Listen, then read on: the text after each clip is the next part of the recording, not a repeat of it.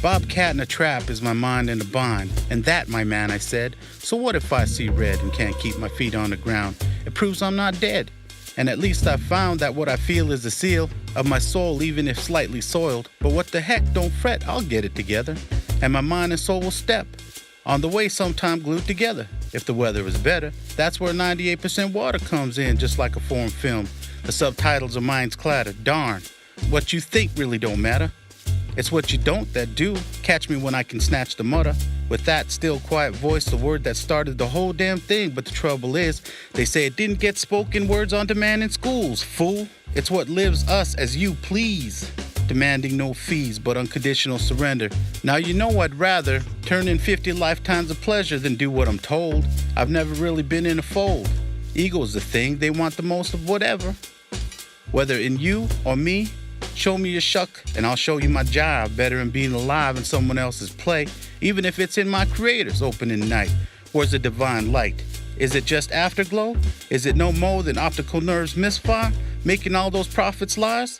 I'll settle not having a medal for the chase, for being an inert speck of dust in an interstellar space.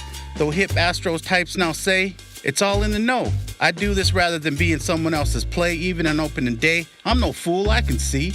To be or not to be, who gets the billing while I'm in here filling in one more crack in the divine damn plan? That isn't always so grand when it's me stumbling around, fool. Who's just a tool in play, which looks to me like it's gone astray, working out karma that I don't want to remember. 25 of December is the cause and effect, and what have you got but a sore neck and a script that I seem to forget. So like it or not, it's the design that's so fine, with no thought to my particular time, so I don't believe we just stumble along. I think the evolutionists got it all wrong. Someone sitting back, and that's a fact, enjoying it all, checking it out from afar. But I say in today's times, some think it's too rough out there for there to be more than us. Out where? It's too cold and not enough metal to peddle the hope of a cast of thousands and too damn hot in the galactic center for life to enter. So when the species goes, it may be a reverse for the whole universe if we're still in orbit, even if there may be none of us left to pack when we get off of the ark. So I don't stand a chance of freeing my soul from this fastball billing where I could go, but to what's been thought, and I bought into the free will thing, where it would seem, if the karma culturists are right, punched our ticket, shooting for the far pocket, we got the 8, without even a hope of suture, and that's not the one carrying the freight, for sure not the number divine. Some say it's the 9. But if God wants someone to sing his praise, it might not be from us if we don't raise our eyes to some better prize, proving the creation is more than we can see.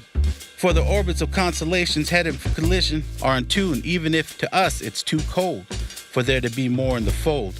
Time in a souffled rap. Think about that when you stir and roll kill rather than be still. So we're out of the race without a whole lot of grace.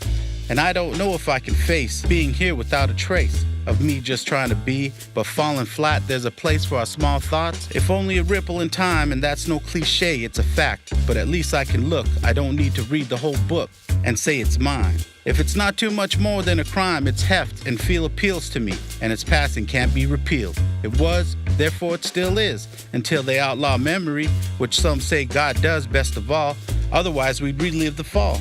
And probably not much better for having filed an appeal. So I have enough trouble getting my mind rid of what I know I did, so a teacher's better in being a preacher. That should help me through the haze, which is lost to me in a craze, confounding me with sorrow. Did Peter really ask to be nailed upside down? Was that his only way to be free? Could I please borrow some tomorrow so I can forget today, where I continue to go astray? My mind's skittering this way, and that's a fact. I can't keep it where it all began. It's just too darn small, too quick to forestall. Though I wanted to take a seat at my feet, so finally I can feel the beat from my mother's fertile womb. Just forget the tombs we build in our minds and find some hope in a place memory can't erase, where there are no more popes to dangle in our will, now not so free. They're on the so-called slippery slope, perhaps shaken in fear. At a thoughtful 10-foot drop, let's not stop.